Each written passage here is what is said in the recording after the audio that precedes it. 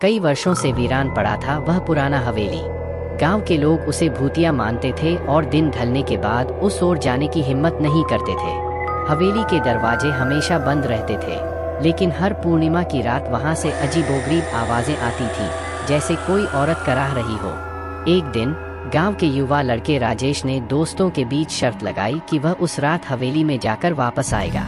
उसके दोस्तों ने उसे बहुत रोका, लेकिन वह नहीं माना। राजेश ने अपनी हिम्मत जुटाई और पूर्णिमा की रात अकेले हवेली की ओर बढ़ गया। हवेली के पास पहुंचते ही ठंडी हवा का एक झोंका उसके चेहरे से टकराया। हवेली की दीवारों पर काई जमी थी और खिड़कियां जैसे किसी की घूरती हुई आंखों की तरह दिख रही थी। राजेश ने हिम्मत करके हवेली का दरवाजा धकेला और दरवाजा अचानक चिरचिराता हुआ खुल गया। अंदर का माहौल बेहद डरावना था। दीवारों पर धूल और मकड़ी के जाले लगे हुए थे। चारों ओर अंधेरा था, सिर्फ चांद की हल्की रोशनी खिड़कियों से छनकर आ रही थी। राजेश ने अपनी टॉर्च निकाली और आगे बढ़ा। जैसे ही वह हवेली के अंदर गहराई में गया, उसे लगा कि कोई उसके पीछे पीछे चल रहा है। उसने मुड़कर देखा, लेकिन वहां कोई नहीं था। डर के मारे उसकी सांसें तेज हो गईं। अचानक उसने देखा कि एक दरवाजा अपने आप खुल रहा है। राजेश ने अपनी हिम्मत को बटोरा और उस दरवाजे के अंदर गया। अंदर एक अजीब सी बदबू थी। कमरे के बीचों बीच एक पुरानी लकड़ी की पलंग थी और पलंग पर सफेद कपड़े से ढका कुछ पड़ा हुआ था। राजेश ने धीरे धीरे उस कपड़े को हटाया। जैसे ही कपड़ा हटा, राजेश की आंखें फटी की फटी रह गईं। पलंग पर एक कंकाल पड़ा था, जिसके ऊपर एक जली हुई दुल्हन की पोशाक थी। उसके हाथ में एक पुरानी और जली हुई तस्वीर थी। राजेश ने ध्यान से देखा।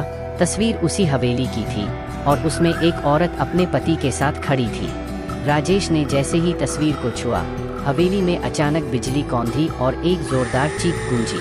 वह चौंक गया और देखा कि कंकाल की आंखों के स्थान पर दो लाल आंखें जल उठी थीं। वह चीखता हुआ पीछे हटा, लेकिन दरवाजा अपने आप बंद हो गया। उसने दरवाजे को खोलने की कोशिश की, लेकिन वह खुला ही नहीं। अचानक उसके सामने वह औरत प्रकट हो गई, जिसकी तस्वीर उसने देखी थी।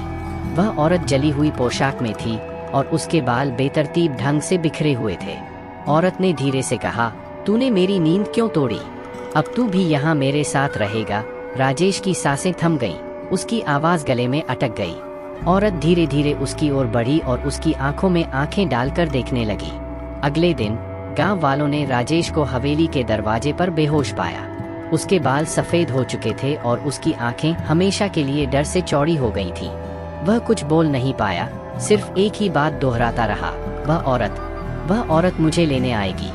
गांव वालों ने उसे वहां से उठाया, लेकिन हवेली की डरावनी कहानियां और बढ़ गईं। किसी ने उस रात की घटना को नहीं भुलाया।